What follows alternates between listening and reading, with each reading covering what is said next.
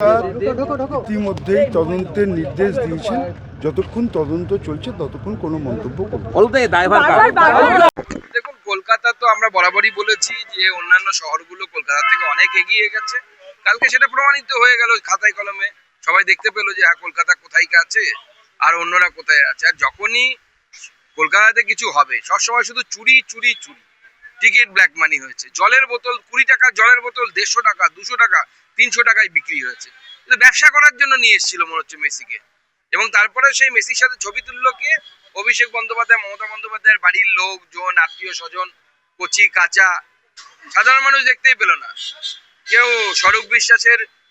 অরূপ বিশ্বাসের কেউ ভুড়ি দেখে ফেরত গেল, কেউ শুভশ্রীর চেহারা দেখে ফেরত গেল, মেসিকে দেখতে পেল না। ঘটনা ঘটলো 12:30টার সময়, পুলিশ অ্যাকশন শুরু করলো 1:30টা, কেন এতক্ষণ দেরি হলো? ইনস্ট্রাকশন আসতে হবে না মালকিনের কাছ থেকে। মালকিন যতক্ষণ না বলবে পুলিশ নড়বে কি করে? মালকিন বলবে তখন পুলিশ নড়বে। 5 দশক পরে কেরালায় তিরুবনন্তপুরমে বিজেপি একটা পুরসভা দখল নেয়। গত কয়েক মাস আগে আমার জীবনের প্রথমবার তিরুবনন্তপুরমে যাওয়া হয়েছিল, এবং স্বামী পদ্মনাভ টেম্পলে অর্থাৎ মন্দিরে আমার প্রথম তার স্বামী পদ্মনাভের দর্শন করার সৌভাগ্য হয়েছিল এই কয়েক মাস আগে।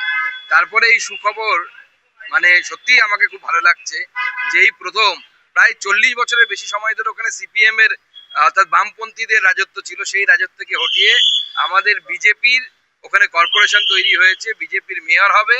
এবং এই জয়, এবং এটা দেখবেন মুসলিম ক্যান্ডিডেট জিতেছে, খ্রিস্টান ক্যান্ডিডেট জিতেছে বিজেপির হয়ে, হিন্দু ক্যান্ডিডেট জিতেছে।